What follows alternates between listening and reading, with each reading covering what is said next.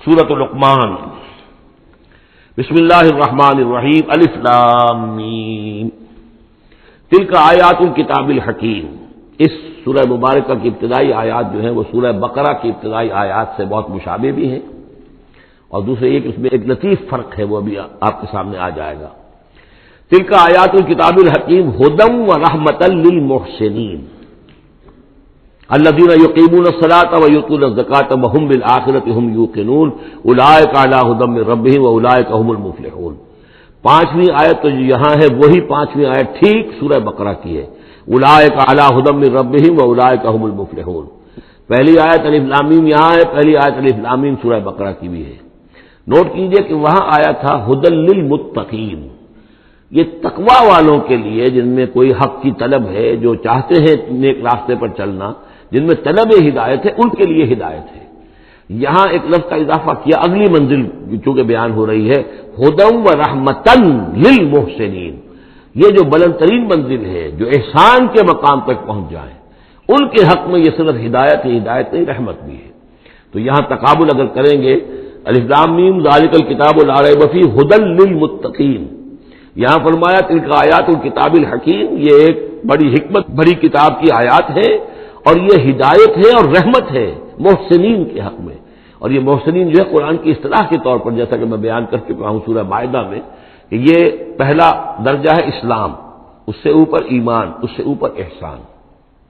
اذا اتقوا وآمنوا وعملوا الصالحات ثم اتقوا وآمنوا ثم اتقوا واحسنوا واللہ یحب المحسنین، ان کے حق میں یہ قرآن رحمت ہے۔ الذین، اب ان کے یہ اوصاف ہیں جو نماز قائم رکھتے ہیں، ویؤتون الزکاۃ، وہاں ہے ومما رزقناہم ینفقون، یہاں باقاعدہ لفظ زکوٰۃ آ گیا، وہ زکوٰۃ دیتے رہتے ہیں، یا یہ کہ اپنے تزکیے کے لیے مسلسل کوشاں رہتے ہیں۔ وہم بالآخرۃ ھم یوقنون، اور آخرت پر ان کا پورا یقین ہے۔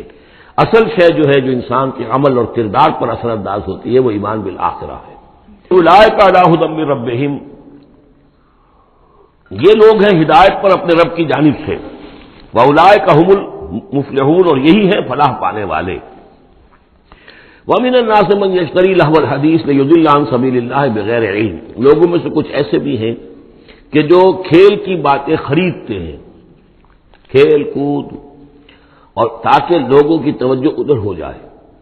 اور یہ باقاعدہ کیا ہے نضر بن حارث جو رؤسائے قریش میں سے تھا، اور اس شخص کا معاملہ یہ تھا کہ یہ حضور کے شدید ترین مخالفین میں سے تھا۔ اس نے یہ کیا کہ یہ لوگ جو ہیں، کیونکہ عربوں کے اندر ذوق تو تھا، ان کے ہاں اچھے شاعروں کی بڑی قدر تھی، خطبہ ادب جو ہے، فصاحت و بلاغت جو ہے، اس سے ان کو دلچسپی تھی، قرآن مجید کی فصاحت اور بلاغت انہیں اپنی طرف کھینچتی تھی۔ وہ چاہتے تھے کہ یہ لوگ سنیں ہی نہ، تو وہ کہیں سے شام گیا اور وہاں سے کوئی گانا گانے والی ایک لونڈی لے آیا جو بہت اچھا گانا گاتی تھی، اور اس کی محفلیں اس نے منعقد کرانی شروع کر دی، تاکہ لوگ آئیں یہاں پر اور یہ اس میں مگن رہے، اور رات کا وقت وہاں لگائیں تو دن میں سوئیں۔ بہرحال کسی طریقے سے ان کی توجہات جو ہے اس کو محمد کی طرف سے ہٹا کر صلی اللہ علیہ وسلم تو ان چیزوں میں لگا دیا جائے۔ اور یہ اچھی طرح سمجھ لیجئے کہ اس وقت دنیا میں یہ کھیلوں کا معاملہ، سپورٹس کا، گیمز کا معاملہ، اور پورے ذرائع ابلاغ کے اوپر معلوم ہوتا ہے چھائی ہوئی شے یہی ہے۔ ٹی وی کے اوپر تو معلوم ہوتا ہے کہ دنیا کی اہم ترین شے جو ہے وہ یہ گیمز ہیں، ان کے ٹورنامنٹس ہیں، وہ وہاں ہو رہا ہے، یہاں ہو رہا ہے، وہاں ہو رہا ہے، یہاں ہو رہا ہے، یہ ٹینس کا ہے، یہ فلاں کا ہے، یہ تیراکی کا ہے، اور یہ گیم، اس لیے کہ اسی کو دیکھتے رہو۔ جو بھی وقت کوئی فارغ ہے، ظاہر بات ہے کہ کہیں ایسا نہ ہو کہ کہیں بیٹھے بیٹھے کہیں اچانک خیال ہی آ جائے کہ بھئی سوچے انسان میں ہوں کون، کہاں سے آیا ہوں، کہاں جا رہا ہوں، زندگی کا مال کیا ہے، مقصد کیا ہے، اپنے حالات کے بارے میں ہی سوچے، دنیا کدھر جا رہی ہے، قوم کدھر جا رہی ہے، ملک کدھر جا رہا ہے، نہیں، ان کو مست رکھو۔ وہ اقبال نے تو کہا تھا کہ ابلیس نے یہ کہا اپنے کارندوں سے کہ مست رکھو ذکر و فکر صبح گاہی میں اسے، اور پختہ تر کر دو مزاج خانقاہی میں اسے۔ اس سے اگلی بات ہے کہ جو آج دنیا کے ابلیسوں نے جو ایجاد کی ہے، کہ یہ کھیل کود، اسی طریقے سے یہ ایکٹرز، یہ ڈرامے، اور پھر ان کے ایکٹرز اور ایکٹریسز کی زندگیاں، اور ان کے جو بھی سکینڈلز ہوں، جس طریقے سے کہ ان کو دنیا میں پھیلایا جا رہا ہے تاکہ وہ نوجوان نسل بھی بس ان دلچسپی میں پڑی رہے، تو یہ ہے اصل میں وہ فلسفہ۔ وَمِنَ النَّاسِ مَن يَشْتَرِي لَهْوَ الْحَدِيثِ، کھیل کود کی چیزیں خریدتے ہیں وہ لوگ، لِيُضِلَّ عَن سَبِيلِ اللَّهِ، تاکہ اللہ کے راستے سے گمراہ کریں، بغیر علم کے۔ وَيَتَّخِذَهَا هُزُوًا، اور اللہ تعالیٰ کا جو معاملہ ہے اس کو یہ ہنسی ٹھٹا بنا دیں۔ اولئک لہم عذاب مہین، یہ وہ لوگ ہیں کہ جن کے لیے اہانت آمیز عذاب ہے۔ وَإِذَا تُتْلَىٰ عَلَيْهِ آيَاتُنَا وَلَّىٰ مُسْتَكْبِرًا، اور جب اسے سنائی جاتی ہیں ہماری آیات تو وہ ولّا اپنی پیٹھ موڑ کر چل دیتا ہے، مستکبرن استکبار کرتے ہوئے، کأن لم یسمعھا جیسے کہ اس نے سنی ہی نہیں، کان فی اذنیہ وقرا گویا کہ اس کے کانوں میں کوئی ثقل ہے، بوجھ ہے، اس نے سنا ہی نہیں کیا محمد نے سنایا ہے۔ فبشرہ بعذاب علیم، یہ سارا جو ہے یہ اس نضر بن حارث کے لیے یہ آیات نازل ہوئی ہیں۔ تو اے نبی اس شخص کو دردناک عذاب کا آپ کی بشارت دے دیجیے۔ ان الذین آمنوا وعملوا الصالحات لہم جنات النعیم، یقیناً وہ لوگ جو ایمان لائے اور جنہوں نے نیک عمل کیے ان کے لیے نعمتوں بھرے باغات ہیں، خالدین فیہا، جس میں وہ ہمیشہ ہمیش رہیں گے۔ وعد اللہ حقا، یہ اللہ کا وعدہ ہے جو سچا ہے، پختہ ہے، اٹل ہے، حتمی ہے، یقینی ہے۔ وہو العزیز الحکیم، اور وہ زبردست ہے، حکمت والا۔ خلق السماوات بغیر عمد ترونہا، اس نے آسمان بنا دیے بغیر ستونوں کے جو تمہیں نظر آتے ہوں۔ وَأَلْقَىٰ فِي الْأَرْضِ رَوَاسِيَ أَن تَمِيدَ بِكُمْ، اور اس نے زمین میں ایسے لنگر ڈال دیے ہیں کہ تمہیں لے کر ایک طرف کو لڑک نہ جائے، جھک نہ جائے۔ وَبَثَّ فِيهَا مِن كُلِّ دَابَّةٍ، اور اس میں ہر طرح کے جانور جو ہے پھیلا دیے ہیں۔ وَأَنزَلْنَا مِنَ السَّمَاءِ مَاءً، اور اس نے اتارا ہے آسمان سے پانی۔ فَأَنبَتْنَا فِيهَا مِن كُلِّ زَوْجٍ كَرِيمٍ، اور اس میں ہر طرح کے جو ہے جوڑے نباتات کے اس نے پیدا کر دیے ہیں، ہر طرح کے۔ آپ کو معلوم ہے کہ ان کی بھی فیملیز ہوتی ہیں، یہ سٹرس فیملی ہے اور یہ فلاں فیملی ہے، اس طریقے سے اللہ تعالیٰ نے ان کے بھی خاندان بنائے ہوئے۔ ھذا خلق اللہ فارونی ماذا خلق الذین من دونہ، یہ تو ہے اللہ کی تخلیق، تم بھی مانتے ہو کہ اللہ نے بنایا، پھر ذرا مجھے دکھاؤ کیا چیز بنائی ہے انہوں نے جو اس کے سوا معبود تم نے بنا لیے ہیں۔ بل الظالمون فی ضلال مبین، ظاہر ہے کہ ایسے ان کے عقیدے میں بھی یہ بات نہیں تھی۔ یہ دوسری بات ہے کہ وہ متوجہ نہیں ہوتے تھے، جو کچھ کر رہے ہیں اس کا کبھی تجزیہ نہیں کرتے تھے، لیکن یہ ہے کہ یہ ظالم جو ہے یہ کھلی گمراہی میں پڑے ہوئے ہیں۔ اب جو دوسرا رکوع آ رہا ہے سورہ مبارکہ کا، یہ ہمارے اس منتخب نصاب کا ایک اہم درس ہے، اور یہ منتخب نصاب کا پہلا حصہ ہے جو جامع اسباب، سورۃ العصر پھر آیت البر، تیسرا سبق یہ ہے، اس لیے کہ اس میں بھی وہ انسان کی نجات کے لیے جو چیزیں لازم ہیں وہ سب کی سب ان کا ایک اسکیلیٹن سمجھیے، اس کا جو ایک خاکہ جو ہے بلو پرنٹ اس کے اندر بھی آ گیا ہے۔ اور یہ اصل میں ایک ایسے شخص کی مثال ہے جو نہ خود نبی تھے نہ کسی نبی کے پیروکار تھے، لیکن وہی جو بات میں نے بارہا آپ سے عرض کی ہے کہ سلیم الطبع انسان، سلیم الفطرت انسان اور سلیم العقل انسان، فطرت کج نہ ہوئی ہو، پرورٹڈ نہ ہو، اور انسان کی عقل جو ہے اس کے اوپر پردے نہ پڑ گئے ہوں، تو انسان کچھ حقائق تک خود پہنچ جائے گا چاہے کسی نبی کی دعوت اس تک نہ پہنچی ہو۔ وہ مقام کیا ہے کہ وہ پہچان لے گا کہ اس کائنات کا ایک خالق ہے، وہ اکیلا ہے، وہی اس کا مدبر ہے، وہی چلا رہا ہے، وہ تمام صفات کمال سے بتمام کمال متصف ہے۔ پھر یہ کہ اس نے جو ہمیں پیدا کیا ہے تو زندگی صرف یہ زندگی نہیں ہے بلکہ کوئی اور زندگی بھی ہوگی، اس کے پاس لوٹنا بھی ہوگا، ہم اس کی طرف جائیں گے اور پھر ہمیں اپنے اعمال کا محاسبہ وہاں پر فیس کرنا ہوگا اور جزا و سزا ہوگی۔ یہاں تک انسان پہنچ سکتا ہے، یعنی ایمان ابھی نہ کہیے، ایمان تو تصدیق کو کہتے ہیں، ایمان کا لفظ تو ہوتا ہے جبکہ نبی کی دعوت کی تصدیق کی جائے تو لفظ ایمان ہے، لیکن یوں سمجھیے کہ معرفت یا حکمت، معرفت اور حکمت کے یہ دو سٹیشنز ایسے ہیں کہ جس تک انسان پہنچ جاتا ہے بغیر وحی کی رہنمائی کے، اگر اس کی فطرت سلیم ہے، اس کی عقل سلیم ہے۔ اس کے بعد وہ سوال کرتا ہے، یہی میں نے سورہ فاتحہ میں آپ کو بتایا تھا کہ سورہ فاتحہ دعا ہے، لیکن کس شخص کی دعا ہے؟ عام آدمی کی دعا نہیں ہے، وہ ہمیں تلقین تو کی گئی ہے نماز میں، ہم وہی پڑھتے ہیں، لیکن اس میں پیش نظر کیا ہے کہ ایک شخص جو اپنی سلامتی طبع، سلامتی فطرت، سلامتی عقل سے یہاں تک تو پہنچ گیا کہ الحمدللہ رب العالمین الرحمن الرحیم مالک یوم الدین ایاک نعبد، یہاں تک تو وہ پہنچ گیا ہے۔ اے رب پھر تیری ہی بندگی کرنی چاہیے، تیری ہی مرضی پر چلنا چاہیے، لیکن تیری مرضی کس شے میں ہے یہ ہمیں معلوم نہیں، تو کس چیز سے راضی ہوتا ہے، کس سے ناراض ہوتا ہے یہ ہمیں معلوم نہیں، تیری بندگی کیسے کریں یہ ہمیں معلوم نہیں، تو اس سے آگے پھر ہے وہ جو اہدنا الصراط المستقیم ایاک نعبد و ایاک نستعین اہدنا الصراط المستقیم۔ تو ایسی ایک شخصیت تھی حضرت لقمان کی، جہاں تک روایات ہیں ان سے معلوم ہوتا ہے کہ یہ حبشی النسل تھے۔ نوبیا ایک جگہ ہے کہ جو سوڈان اور یوں سمجھیے کہ مصر کے تقریباً درمیان یا سرحد پر ہے، وہاں یہ رہتے تھے اور کارپینٹر تھے، لیکن یہ کہ اللہ تعالیٰ ذہانت جس کو بھی چاہے دے دے، لیکن ان کے اندر اللہ تعالیٰ نے وہ ذہانت بھی دی تھی، اور وہ سلامتی فکر، سلامتی عقل، سلامتی فطرت، سلامتی قلب، اس کے نتیجے میں وہ اس چیز تک پہنچ گئے تھے، توحید تک. اور اس کے ساتھ ہی یہ ہے کہ اعمال انسان کے جو ہیں وہ ضائع جانے والے نہیں ہیں، ان کا کوئی نہ کوئی بدلہ مل کر رہے گا. باقی یہ کہ جو چیزیں وہی سے معلوم ہوتی ہیں، جنت دوزخ، وہ تو ان کے تذکرہ نہیں ملے گا اس کے اندر، جو چیزیں، اور کسی رسول کا تذکرہ بھی نہیں ملے گا، اس لیے کہ وہ کسی رسول کے امتی ہوتے تو تذکرہ کرتے. یہاں انہوں نے جو اپنی ایک حکیم اور دانا انسان نے اپنے ساری عمر کے سوچ کا جو لب لباب ہے، خلاصہ ہے، حاصل ہے، وہ اپنے بیٹے کو اپنے انتقال کے وقت وصیت کی شکل میں منتقل کیا ہے، اور اس کو اللہ تعالیٰ نے قرآن میں نقل کر دیا. کیونکہ ان کے اقوال کوٹ کیے جاتے تھے، جیسے ہم کوئی تقریر کرتے ہیں تو کبھی علامہ اقبال کا حوالہ دیتے ہیں، ان کا شعر کوٹ کر دیتے ہیں، کبھی کسی اور کا. تو یہ بھی اصل میں عرب میں خطباء اور شعراء جانتے تھے کہ یہ لقمان جو ہے یہ بہت ہی حکیم اور دانا انسان تھے، اور ان کے اقوال جو ہے کوٹ کیے جاتے تھے اشعار میں بھی اور خطبات میں بھی.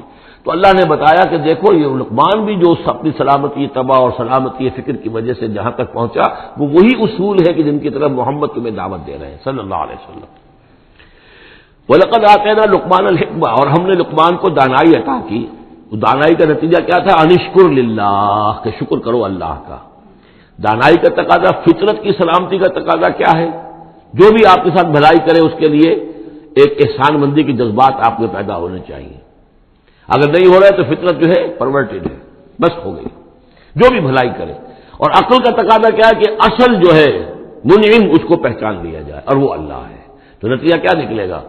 وہ سلامتی طبع جمع سلامتی عقل، تو اللہ کو پہچان لیا جائے اور کہا جائے الحمدللہ، جہاں سے قرآن مجید شروع ہوتا ہے. انشکر للہ، کہ شکر کرو اللہ کا.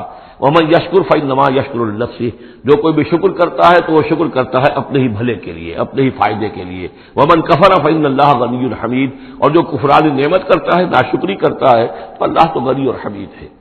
وَإِذْ قَالَ لُقْمَانُ لِابْنِهِ، اب یہاں سے حضرت لقمان کی وہ نصیحتیں ہیں جو انہوں نے اپنے بیٹے کو کی ہیں، یہاں مذکور نہیں ہے، لیکن مراد یہی ہے کہ انتقال کے وقت. جیسے کہ کوئی شخص دولت مند ہے تو وہ اپنے انتقال کے وقت اپنے بیٹوں کو، یا اگر بیٹا ایک ہی ہے تو اسے بتائے گا کس سے لینا ہے، کس کو دینا ہے، کیا حساب کتاب ہے، کہاں کہاں میرے ایسٹس ہیں. کوئی دفینہ ہے تو بھی بتائے گا کہ میرا وہاں فلاں جگہ پر دولت دفن ہے.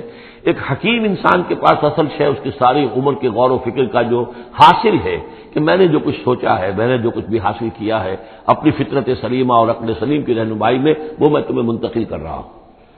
وَإِذْ قَالَ لُقْمَانُ لِابْنِهِ وَهُوَ يَعِظُهُ، یاد کرو جب کہ کہا لقمان نے اپنے بیٹے سے اور وہ اسے نصیحت کر رہے تھے. یا بنی لا تشرک باللہ، نمبر 1 اللہ کے ساتھ شرک مت کیجو. ان الشرک لظلم عظیم، یقیناً شرک بہت بڑا ظلم ہے، بہت بڑا ظلم ہے، سب سے بڑی ناانصافی. عربی زبان میں ظلم کہتے ہیں وضع شے فی غیر محلہ، کسی شے کو ہٹا کر اس کے اصل مقام سے ہٹا کر کہیں اور رکھ دینا، یہ ظلم ہے. اللہ خالق ہے تنہا، باقی سب مخلوق ہے. اب آپ نے مخلوق میں سے کسی کو اللہ کے برابر کر دیا، یا اللہ کو کسی اعتبار سے گرا کر مخلوق کی سب میں لا کے کھڑا کر دیا، کہ اس سے بڑی ناانصافی، اس سے بڑا ظلم کوئی نہیں. وَإِذْ قَالَ لُقْمَانُ لِابْنِهِ وَهُوَ يَعِظُهُ يَا بُنَيَّ لَا تُشْرِكْ بِاللَّهِ إِنَّ الشِّرْكَ لَظُلْمٌ عَظِيمٌ. اور اس کے بعد فوراً ہی اللہ تعالیٰ نے اپنی طرف سے ایک بات عہد کی ہے. یہ چوتھا مقام آ گیا ہے کہ جہاں اللہ کے حق کے فوراً بعد والدین کا حق. ظاہر بات ہے کہ حضرت لقمان کو یہ بات اس یعنی مناسب نہیں معلوم ہوئی کہ وہ اپنا حق بھی بیان کرے، لہذا اس کی تکمیل کر دی اللہ تعالیٰ نے. وَوَصَّيْنَا الْإِنسَانَ بِوَالِدَيْهِ، اور ہم نے وصیت کی انسان کو اس کے والدین کے بارے میں، اور والدین میں سے بھی خاص طور پر والدہ، اس لیے کہ زیادہ مشقت وہ جھیلتی ہے، زیادہ تکلیفیں بچوں کی پرورش میں ماں کو برداشت کرنی پڑتی ہے. وَوَصَّيْنَا الْإِنسَانَ بِوَالِدَيْهِ حَمَلَتْهُ أُمُّهُ وَهْنًا عَلَى وَهْنٍ، اسے اٹھائے رکھا، وہ جو حمل ہے اس کے اپنے جسم کے اندر اٹھائے رکھا اس نے اس کو، وَهْنًا عَلَى وَهْنٍ، کمزوری پر کمزوری جھیل کر. وَفِصَالُهُ فِي عَامَيْنِ، پھر اس کا دودھ چھڑانا ہوا 2 سال میں سے. پھر یہ کہ پہلے 9 مہینے تو جونک کی طرح اس کے جسم کے اندر خون چوستا رہا، اور اس کے بعد پھر جو ہے دودھ اس کا جو ہے پیا ہے تو وہ بھی اس کی توانائیاں اور اس کی قوتی ہے کہ جو دودھ کی شکل میں اس کے لیے غذا بنی. ان اشکر لی ولوالدیک، کہ شکر کرو میرا اور اپنے والدین کا، الی المصیر، اور میری طرف تم کو لوٹ کر آنا ہے. اب دیکھیے جیسے میں نے وہاں عرض کیا تھا کہ سورہ عنکبوت میں اور اس میں بڑی مناسبت ہے ان دو میں. وہ مضمون اب یہاں بھی آ رہا ہے کہ اگر یہ دو حق ٹکرا جائیں، ایک حق اللہ کا ہے شرک نہ کیا جائے، ایک حق والدین کے ساتھ حسن سلوک ہے، اب یہ ٹکرا گئے، والدین کہہ رہے ہیں شرک کرو، اب کیا کریں؟ وَإِن جَاهَدَاكَ عَلَىٰ أَن تُشْرِكَ بِي مَا لَيْسَ لَكَ بِهِ عِلْمٌ، اگر وہ تم سے جہاد کریں، تم پر دباؤ ڈالیں، تم سے لڑیں، تم سے جھگڑیں اور تمہیں مجبور کریں کہ تم شریک کرو اور شرک کرو میرے ساتھ ایسی چیز کا کہ جس کا تمہارے پاس کوئی علم نہیں ہے، فَلَا تُطِعْهُمَا، تم کا کہنا مت مانو۔ وہاں پر بھی یہ مضمون آ چکا، یہاں دوبارہ آ گیا کہ ان کے حقوق ایک حد تک ہیں، اس سے آگے بڑھ کر وہ اللہ کے حقوق پر ڈاکہ ڈالنے لگے، بازی بازی بارش بابا ہم بازی، ان کے حقوق اللہ کے حقوق کے برابر نہیں ہو سکتے، ان کے حقوق اللہ کے حقوق سے فائق نہیں ہو سکتے، اس کے نیچے نیچے ہیں، تو شرک نہیں۔ البتہ یہاں یہ ذہن میں رکھیے کہ شرک صرف بت پرستی کو نہیں کہتے، لا تشرک، شرک کی کوئی قسم بھی ہو۔ اب اللہ کے کسی ایک حکم کو اگر والدین کہتے توڑو، اس کا کیا مطلب ہے؟ یہ شرک کا حکم دے رہے ہیں، اس لیے کہ آپ نے والدین کے کہنے پر اللہ کے حکم کی خلاف ورزی کی، اس کا مطلب ہے کہ آپ نے مطاع اور معبود والدین کو بنا لیا۔ نفس کے کہنے پر آپ حرام کے اندر منہ مار رہے ہیں تو آپ کا جو حرام جو دولت ہے وہ آپ کا معبود ہے اور آپ کا نفس آپ کا معبود ہے۔ ارأیت من اتخذ الہہ ہواہ، کیا تم نے دیکھا اس شخص کو جس نے اپنی خواہش نفس کو اپنا معبود بنا لیا؟ تو شرک کا مفہوم جو ہے اس کا پورا وسیع مفہوم، اور جیسا کہ اس سے پہلے بھی تذکرہ ہو چکا ہے، اس پر الحمدللہ کہ میں نے تقریباً 20 سال پرانی بات ہے یہ کہ میں نے اقسام حقیقت و اقسام شرک پر 6 گھنٹے کے کیسز جو ہیں میرے وہ ریکارڈڈ ہیں اور موجود ہیں۔ تو اس حوالے سے اس کو یہ نہیں سمجھنا چاہیے کہ شرک سے مراد صرف بت پرستی ہے۔ وَإِن جَاهَدَاكَ عَلَىٰ أَن تُشْرِكَ بِي مَا لَيْسَ لَكَ بِهِ عِلْمٌ فَلَا تُطِعْهُمَا، لیکن دیکھیے یہ ہے اللہ تعالیٰ کی تعلیم، اس کے اندر کیا توازن ہے۔ اس کا یہ مطلب نہیں ہے کہ والدین کے سارے حقوق ہی ساقط ہو گئے۔ اگر والدین مشرک ہیں، تمہیں شرک کرنے کا حکم دے رہے ہیں تو ان کا یہ حکم تو نہیں مانو گے، لیکن ان کے ساتھ حسن سلوک پھر بھی کرنا ہے۔ والد تو ہے نا، وہ والدہ تو ہے نا، وَصَاحِبْهُمَا فِي الدُّنْيَا مَعْرُوفًا، دنیا میں ان کے ساتھ رہو بہتر انداز میں، صحیح انداز میں خدمت ان کی کرو، اگر انہیں ضرورت ہے تو اپنا مال ان پر خرچ کرو۔ اس کے اندر یہ نہیں ہوگا کہ سارے حقوق ساقط ہو گئے، اب انہیں گالیاں دینی شروع کر دو یا ان کو جو ہے ستانا شروع کر دو، نہیں۔ لیکن اگر وہ اللہ کے حکم کے خلاف کوئی حکم دیتے تو مت مانو۔ وَاتَّبِعْ سَبِيلَ مَنْ أَنَابَ إِلَيَّ، اور پیروی کرو اس شخص کے راستے کی کہ جو میری طرف اپنا رخ کر چکا ہے۔ یعنی والدین کا اتباع نہیں ہے، والدین کی اطاعت نہیں ہے، والدین کے ساتھ حسن سلوک ہے۔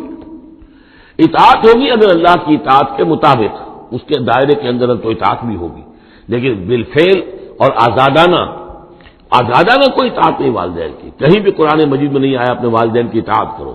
کیا حکم دیا گیا؟ حسن سلوک، نیک سلوک، ان کی ضرورت، ان کی خبر گیری ہے، ان کی خدمت ہے، ان کی ضروریات کا لحاظ رکھنا، اس کا حکم ہے۔ باقی پیروی کرو اس شخص کی جس نے اپنا رخ میری طرف کر لیا ہے، وہ کوئی بھی ہے۔ پہلے انبیاء ہوتے تھے، انبیاء کی پیروی کرو، اب انبیاء نہیں ہے، انبیاء کے خادم ہیں۔ انبیاء کی امتوں میں جو شخص بھی اٹھا ہے دین کی دعوت لے کر، جس نے اپنا رخ کر لیا ہے، جس نے کہا میں چل رہا ہوں اللہ کے راستے میں، کون میرا ساتھی بنتا ہے، تو پیروی کرو اس کی۔ وَاتَّبِعْ سَبِيلَ مَنْ أَنَابَ إِلَيَّ، پیروی کرو اس شخص کے راستے کی جس نے اپنا رخ میری طرف کر لیا ہے۔ ثُمَّ إِلَيَّ مَرْجِعُكُمْ، پھر میری ہی طرف تم سب کا لوٹنا ہے۔ والدین بھی یہی آ جائیں گے میرے پاس، تم بھی آ جاؤ گے۔ فَأُنَبِّئُكُم بِمَا كُنتُمْ تَعْمَلُونَ، پھر میں تمہیں جتلا دوں گا جو کچھ کہ تم کرتے رہے تھے۔ اب یہاں بیچ میں جو آگے اللہ کی طرف سے آگے آئی، حضرت لقمان کی نصیحت صرف ابھی ایک آئی تھی، یا بنی لا تشرک باللہ ان الشرک لظلم عظیم، اے میرے بچے شرک مت کرنا اللہ کے ساتھ، اس لیے کہ شرک جو ہے بہت بڑا ظلم ہے، بہت بڑی ناانصافی ہے۔ دوسری وصیت ان کی کیا ہے؟ یا بنی انہا ان تک مثقال حبۃ من خردل فتکن فی صخرۃ او فی السماوات او فی الارض یأتی بها اللہ ان اللہ لطیف خبیر، اے میرے بچے عمل، خواہ وہ نیکی کا ہو خواہ بدی کا ہو، انہا، ہا کی ضمیر ہے عمل کی طرف، عمل خواہ ایک رائی کے دانے کے ہم وزن ہو۔ اب یہ سب سے چھوٹی چیز، رائی کا دانہ، فتیلہ، نقیرہ، یہ 3 چیزیں آتی ہیں قرآن مجید میں عام طور پر چھوٹی شے کے لیے، لا یظلمون فتیلہ، لا یظلمون نقیرہ، اور یہ کہ رائی کا دانہ بہت چھوٹا۔ تو چاہے وہ نیکی یا بدی ہو، رائی کے دانے کے ہم وزن، اور پھر فتکن فی صخرۃ، وہ کسی پہاڑ کی، کسی چٹان کے پیٹ میں جا کر، کسی کھو کے اندر جا کر وہ عمل کیا گیا ہو، اور فی السماوات، یا آسمانوں میں کیا گیا ہو۔ اب تو آسمانوں میں ہے نا، آپ خلا میں جا کر وہ عمل کر رہے ہیں، تو پھر اب تو انسان جو ہے وہاں تک پہنچ گیا ہے. اور فی الارض یا زمین کے پیٹ میں گھس کر کیا گیا ہو, یاتی بہ اللہ, اللہ اسے لے آئے گا. یعنی انسانی اعمال, انسان اشرف المخلوقات ہے اور انسانی اعمال ایسی گھٹیا چیز نہیں ہے کہ ایسے ضائع کر دے اللہ, چاہے وہ نیکی ہے چاہے بدی. فمن یعمل مثقال ذرۃ خیرا یرہ ومن یعمل مثقال ذرۃ شرا یرہ. لیکن عمل ضائع نہیں ہوگا, چاہے وہ رائی کے دانے کے برابر ہو, پھر چاہے وہ کسی چٹان میں گھس کر کیا گیا ہو, کسی پہاڑ کی کھو میں کیا گیا ہو, چاہے وہ خلا اور فضا کی پہنائیوں میں کیا گیا ہو, چاہے وہ زمین کے اندر سرنگ کھود کر کیا گیا ہو. یاتی بہ اللہ ان اللہ لطیف الخبیر, یقیناً اللہ تعالیٰ باریک بین ہے, باخبر ہے. اب دو چیزیں آ گئیں, اللہ کے ساتھ شرک نہیں, اور اعمال کے بارے میں دیکھ لو نیکی اور بدی کے نتائج نکل کر رہیں گے. اس سے آگے باعث بعد الموت کا یہاں تذکرہ نہیں ہے. اس سے بعد جنت اور دوزخ کا, تو اس لیے کہ یہ چیزیں معلوم ہوتی ہیں پھر نبی کے بتانے سے. اصولی طور پر جو چیز حکمت سے انسان جہاں تک پہنچ سکتا ہے وہ دو ہے, ایک خالق اور اس کے ساتھ شرک نہ ہو, اور نمبر دو اس اعمال انسانی ان کا ضرور بدلہ ملے گا. اب اس کے بعد تیسری بات, یا بنی اقم الصلاۃ, نماز قائم رکھو.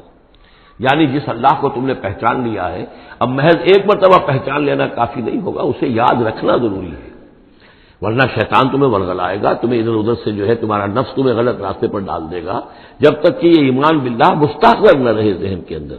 اور ایمان باللہ کو مستحضر رکھنے کے لیے ذکر ہے جو ہم پڑھ چکے ہیں, اتل ما اوحی الیک من الکتاب واقم الصلاۃ ان الصلاۃ تنہی عن الفحشاء والمنکر. لہذا اب نماز کون سی تھی وہ ہم نہیں جانتے, لیکن کوئی ذریعہ ایسا ہونا چاہیے کہ تم اللہ کو یاد کیا کرو. یا بنی اقم الصلاۃ, اور نمبر 4 وامر بالمعروف وانہی عن المنکر, اور نیکی کا حکم دو اور بدی سے روکو. یہ بھی تمہاری ذمہ داریوں میں سے ہے. یہ بھی انسان کی یوں سمجھیے کہ اس کی انسانیت, اس کی شرافت, اس کی مروت کا تقاضا ہے کہ وہ اپنے جو ابنائے نو ہیں, جو بھی انسان ہیں, ان کی بھلائی کے لیے کوشاں ہوں, اور سب سے بڑی بھلائی ان کی, سب سے بڑی خدمت یہی ہے کہ انہیں برائیوں سے روکا جائے اور بھلائیوں کی دعوت دی جائے. وَاصْبِرْ عَلَىٰ مَا أَصَابَكَ, اور یہ بھی جان لو کہ اگر یہ امر بالمعروف اور نہی عن المنکر کرو گے تو تکلیفیں آئیں گی, مصیبت آئیں گی. پسند تو کسی کو نہیں ہے کہ آپ اس پر تنقید کریں.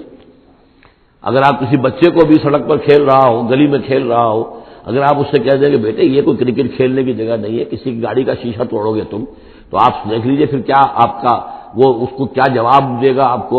اسی لیے آپ بولتے ہی نہیں ہیں کہ اپنی عزت لے کر وہاں سے نکل جائیں. تو کسی کو بھی نصیحت پسند نہیں ہے, حق کڑوا ہے.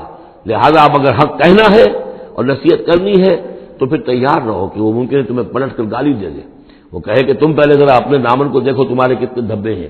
اب جو بھی ہو برداشت کرو. اور اگر کوئی بڑی بات ہے, اگر فرعون کے سامنے جا کر حق کہو گے تو وہ تو کہے گا کہ میں تمہیں جیل میں ڈالوں گا. تو اس طریقے سے یہ وَاصْبِرْ عَلَىٰ مَا أَصَابَكَ, پھر جو شے بھی تم پر آئے اس پر صبر کرو. إِنَّ ذَلِكَ مِنْ عَزْمِ الْأُمُورِ, یقیناً یہ چیزیں ہیں جو بڑی ہمت کے کاموں میں سے. گویا کہ وہ چاروں چیزیں اس میں آ گئی. وَالْعَصْرِ إِنَّ الْإِنسَانَ لَفِي خُسْرٍ إِلَّا الَّذِينَ آمَنُوا وَعَمِلُوا الصَّالِحَاتِ وَتَوَاصَوْا بِالْحَقِّ وَتَوَاصَوْا بِالصَّبْرِ. یہاں اصطلاحات علیحدہ ہو گئی, تواصی کے بجائے امر بالمعروف نہی عن المنکر آ گیا. صبر جو کا تو ہے, باقی ایمان اور وہ تمام چیزیں اعمال صالحہ میں سے نماز آ گئی, والدین کے ساتھ حسن سلوک آ گیا.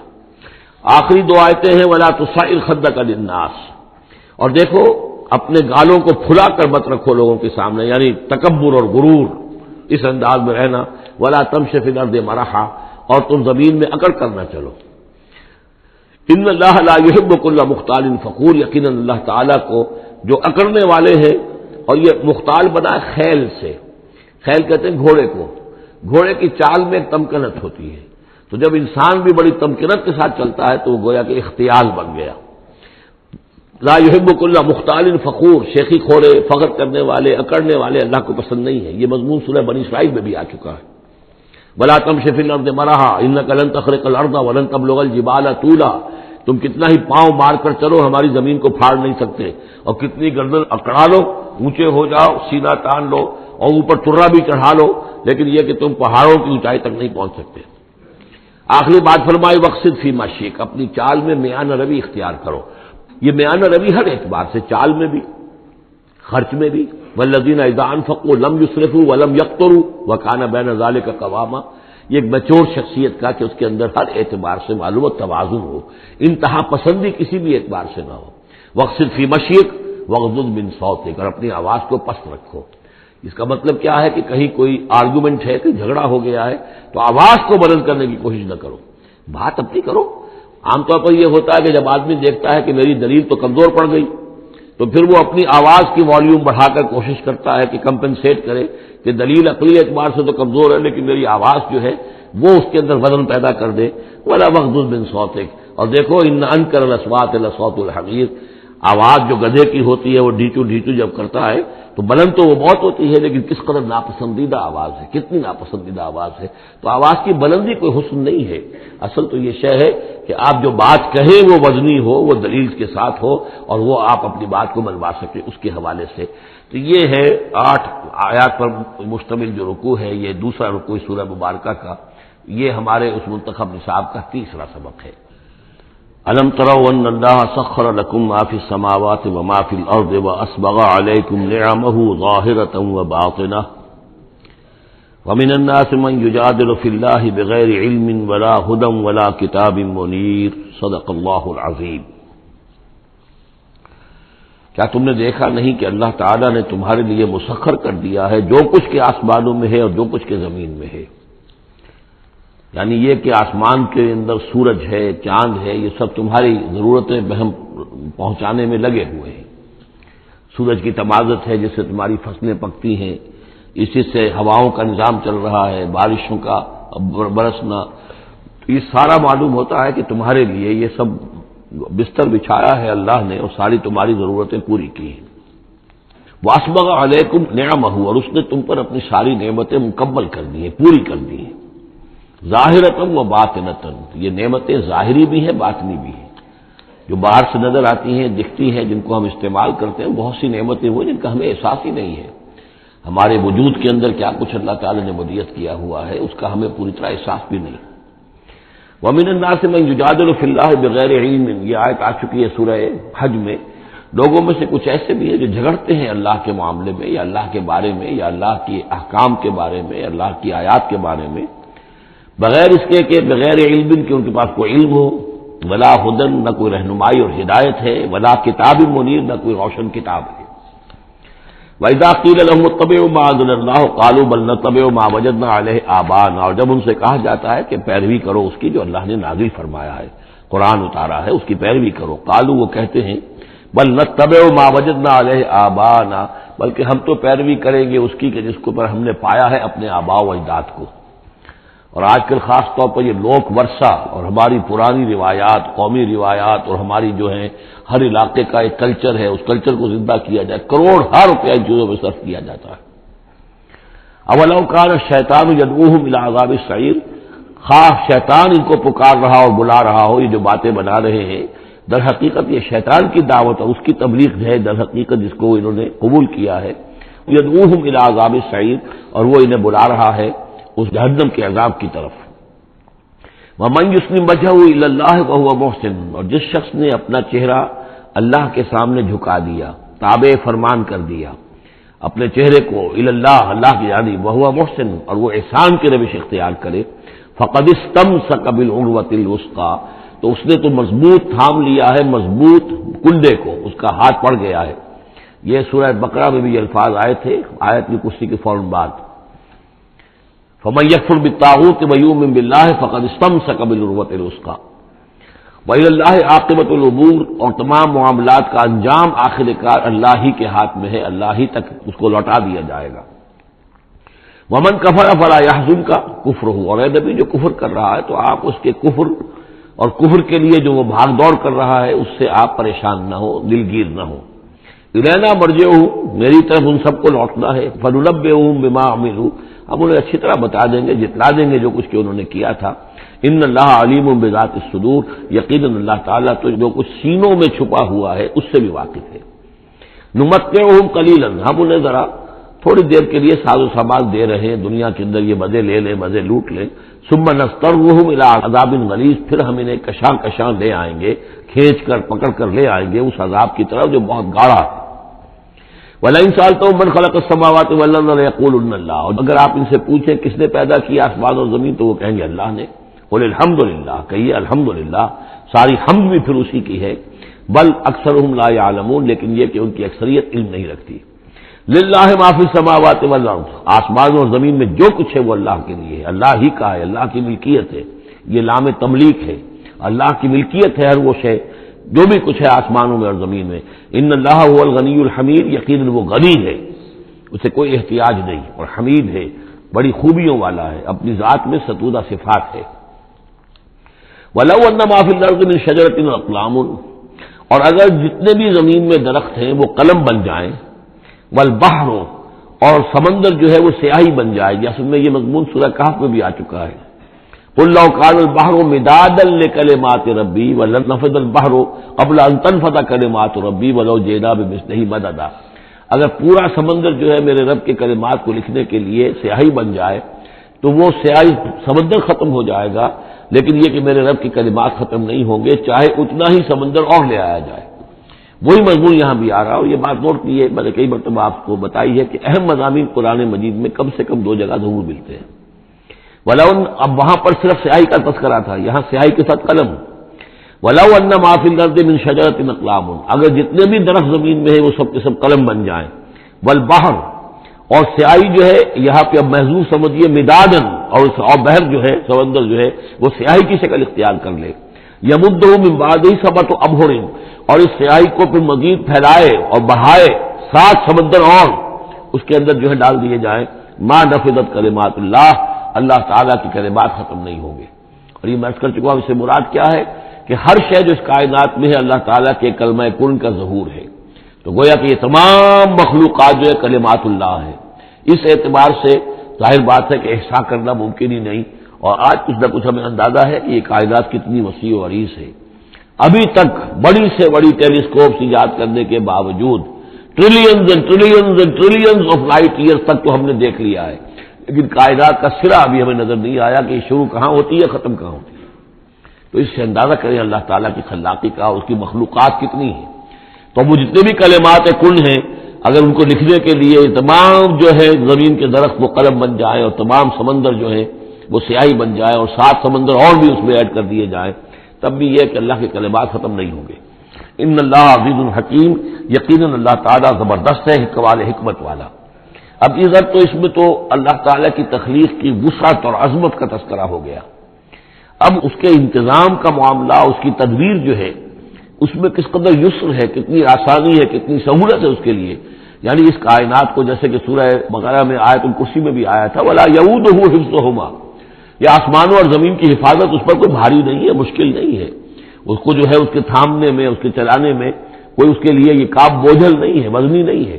وَلَا يَئُودُهُ حِفْظُهُمَا وَهُوَ الْعَلِيُّ الْعَظِيمُ، تو اسی کو یہاں فرمایا مَا خَلْقُكُمْ وَلَا بَعْثُكُمْ إِلَّا كَنَفْسٍ وَاحِدَةٍ، تم سب کو پیدا کرنا اور تم سب کو دوبارہ پیدا کر لینا اللہ تعالیٰ کے لیے ایسے ہی جیسے ایک نفس کا پیدا کر دینا، اللہ کے لیے یہ اتنا یسیر ہے۔ ان اللہ سمیع بصیر، یقیناً اللہ تعالیٰ سمیع ہے اور بصیر ہے۔ تو گویا کہ ایک ہے اللہ کی تخلیق کی وسعت و عظمت، وہ تو کلمات الہی، اور ایک ہے اللہ تعالیٰ پر یہ کتنا ہلکا ہے، اہون علیہ، یہ اس کے لیے بہت آسان ہے، یسر اور سہولت اللہ تعالیٰ اس کے انتظام کو، اس کو جو لے کر چل رہا ہے اس پر بھاری نہیں۔ الم تر ان اللہ یولج اللیل فی النہار، کیا تم دیکھتے نہیں کہ اللہ تعالیٰ رات کو پرو لاتا ہے دن میں، ویولج النہار فی اللیل، اور دن کو پرو لاتا ہے رات میں۔ اب یہ ایک تو اس کا مفہوم یہ ہو سکتا ہے کہ جیسے ایک ڈوری ہے اور اس ڈوری کے اندر اگر آپ نے دانے ڈالے ہوئے تصویر میں، ایک سیاہ ہے ایک سفید ہے، ایک سیاہ ایک سفید ہے، سیاہ کے بعد سفید، سفید کے بعد سیاہ، یہ تو آتا چلا جائے گا۔ ایک یہ ہے کہ کبھی دن بڑھتا ہے اور رات گھٹتی ہے، گویا کہ دن جو ہے رات میں داخل ہو رہا ہے، کبھی رات بڑھنے لگتی ہے دن گھٹنے لگتا ہے، گویا کہ دن جو ہے وہ رات کو انکروچ کر رہا ہے، رات کے حصے کو گویا کہ اس نے قبضے میں کر لے لیا ہے۔ تو اس طریقے سے اللہ تعالیٰ پھرو دیتا ہے رات کو دن میں، دن کو رات میں۔ وسخر الشمس والقمر، اور اس نے مسخر کر دیا ہے سورج کو اور چاند کو، کل یجری الی اجل مسمى، یہ سب کے سب چل رہے ہیں ایک وقت معین تک کے لیے، وان اللہ بما تعملون خبیر، اور یقیناً اللہ تعالیٰ جو کچھ کہ تم کر رہے اس سے باخبر ہے۔ ذالک بان اللہ هو الحق، یہ اس لیے کہ اللہ حق ہے، وانما يدعون من دونه الباطل، اور یہ کہ جس کو یہ پکار رہے ہیں اللہ کے سوا وہ سب باطل ہیں، ان کی کوئی حقیقت ہی نہیں۔ باطل اس کو کہتے ہیں جو نظر تو آئے ہو نہ، کوئی حقیقت اس کی نہ ہو، جیسے شراب، پانی نظر آتا ہے لیکن پانی ہے نہیں۔ وَأَنَّ اللَّهَ هُوَ الْعَلِيُّ الْكَبِيرُ، اور یقیناً اللہ تعالیٰ ہی ہے سب سے بلند و بالا اور سب سے بڑا اور عظمت والا۔ الم تر ان الفلک تجری فی البحر بنعمت اللہ لیریکم من آیاتہ، کیا تم دیکھتے نہیں کہ کشتیاں چلتی ہیں سمندر میں یا دریا میں اللہ کی نعمتوں کو لے کر؟ ظاہر بات ہے ٹرانسپورٹ جو ہوتی تھی پہلے بہت بڑی، وہ سمندروں میں کشتیوں سے، دریاؤں میں بھی۔ لیریکم من آیاتہ، تاکہ وہ تمہیں دکھائے اپنی آیات میں سے۔ ان فی ذلک لآیات لکل صبار شکور، یقیناً اس میں آیات ہیں، لیکن کس کے لیے؟ ان سب لوگوں کے لیے جو صبر کرنے والے ہیں، شکر کرنے والے ہیں۔ صبار یہ بھی مبالغے کا صیغہ ہے، فعال کے وزن پر، بہت صبر کرنے والا۔ شکور فعول کے وزن پر ہے، بہت زیادہ شکر کرنے والا۔ وَإِذَا غَشِيَهُم مَّوْجٌ كَالظُّلَلِ، اور جب یہ کبھی سمندر میں ہوتے ہیں اور ان کے اوپر ایک موج چڑھتی ہے اور ڈھانپ لیتی ہے انہیں جیسے کہ بادل ہو، ایسی موج آ رہی ہے کہ گویا کہ وہ تمہارے اوپر سے گزر جائے گی۔ دعوا اللہ مخلصین لہ الدین، تو وہ پکارنے لگتے ہیں اللہ کو اسی کے لیے اپنی اطاعت کو خالص کرتے ہوئے۔ فلما نجاہم من البر، اور جب اللہ انہیں نجات دے کر لے آتا ہے خشکی پر، فمنہم مقتصد، تو ان میں سے کچھ وہ لوگ ہیں کہ جو بیچ کی چال پر چلتے ہیں، یعنی یہ کہ اکثر و بیشتر جو ہیں وہ پھر شرک کی راہ اختیار کر لیتے ہیں۔ وما یجحد بآیاتنا الا کل ختار کفور، اور ہماری آیات کا انکار نہیں کرتے مگر وہی جو قول کے جھوٹے ہیں اور ناشکر ہیں۔ یا ایھا الناس اتقوا ربکم واخشوا یوما، اے لوگوں اپنے رب کا تقوی اختیار کرو اور ڈرو اس دن سے، لا یجزی والد عن ولدہ، جس دن کوئی والد اپنے بیٹے سے کسی شے کو دور نہیں کر سکے گا، بچا نہیں سکے گا کسی بھی چیز سے، ولا مولود هو جاز عن والدہ شیئا، اور نہ ہی بیٹا جو ہے وہ اپنے باپ سے کوئی شے دور کر سکے گا، کوئی کسی کے کام نہیں آئے گا، نہ باپ بیٹے کے نہ بیٹا باپ کے، تو باقی سارے رشتے جو ہیں وہ تو اس کے بعد ثانوی ہیں۔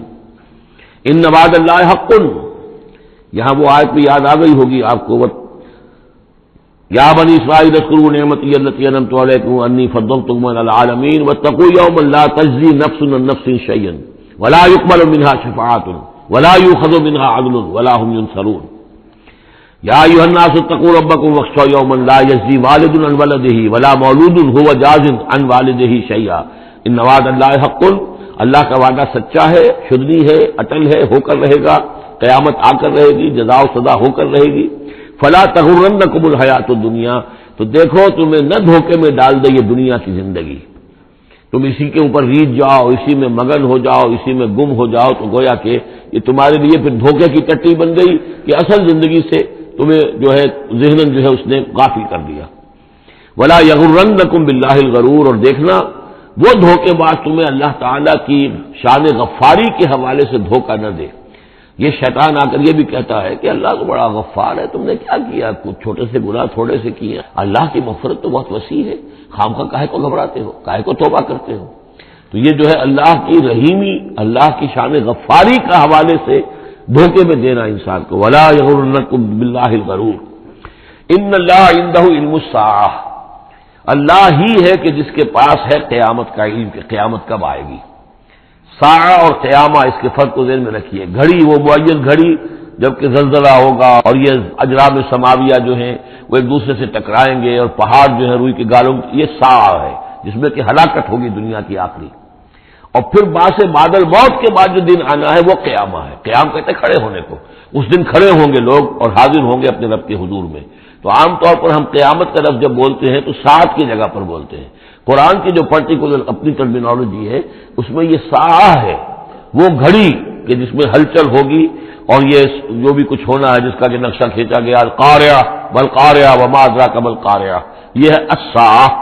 لیکن پھر جب بعث بعد الموت کے بعد جب کھڑے ہونا ہے قبروں سے نکل کر اللہ کے حضور میں، تو یہ ہوگا قیامہ، کھڑے ہونے کا دن۔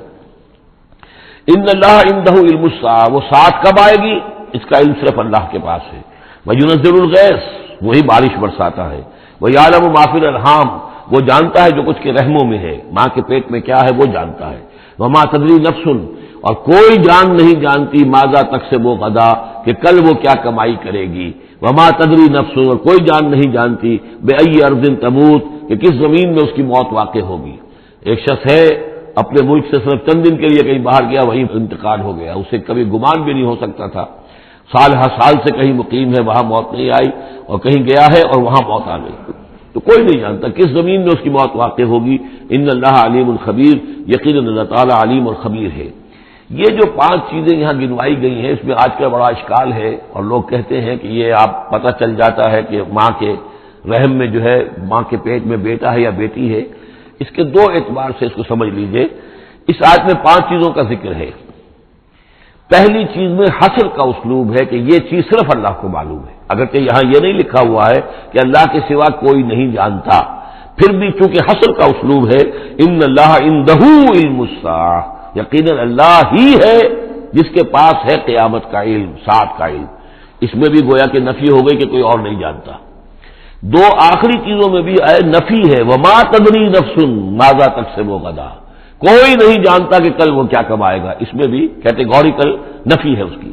وما تدری نفس بأی ارض تموت، یہ بھی پھر کیٹیگوریکل نفی ہے کہ نہیں کوئی جانتا، کوئی جان نہیں جانتی کہ کہاں اس کی موت واقع ہوگی۔